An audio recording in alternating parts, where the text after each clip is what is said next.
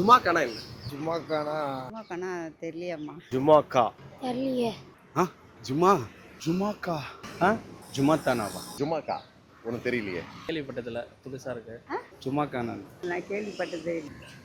புதுசாக இருக்கு. ஜும்மாக்கானா தெரியலையே. கேள்விப்பட்டதில்ல. ஜுமாக்கா தெரியல ப்ரோ. ஆனா ஒரு வித்தியாசமா இருக்குது. ஜும்மாக்கானா எனக்கு என்ன தெரியலையே. ஜும்மாக்கான் அப்படின்னா சும்மாக்கா. ஜும்மாக்கான் சாப்பிட பொருளா? ஃபன்னியா இருக்கு. இது ஃபுட்டோட பேரா? ஜுமான்ஜி அந்த மாதிரி ஒரு பர்ட்ஸ் மாதிரி இருக்கு. பிரிஷ் மாதிரி இருக்கு. கார்ட்டூன் மாதிரி இருக்கும்.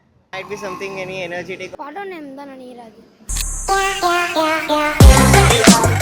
சிவகார்த்தி படத்தில் பார்த்துருக்கேன் காமெடி. காதல் படத்தோட டைரக்டர் சார் இருக்காரு.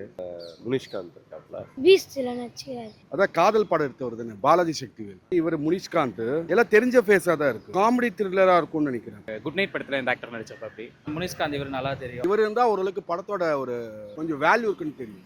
ஏன்னா இவர் சாதாரணமா எல்லா படத்தையும் நடிக்க மாட்டாரு. கொஞ்சம் பாலாஜி சக்திவேல். ஃபேமிலி என்டர்டெயின்மெண்ட் அது மாதிரி. டாக்டர் படத்துல கிங்ஸ்லி மேதமான அந்த படத்துல கண்டிப்பா காமெடி மாதிரி இருக்கு. மேபி ஃபோட்டோகிராஃப் பேஸ் பண்ணி ஏதாவது படமா இருக்கலாம். டைம் டிராவலாக கூட இருக்கலாம் எனக்கு தோணுது. ஒரு என்டர்டெயினாக இருக்கும். டைம் டிராவல் மூவி மாதிரி காமெடி மூவி.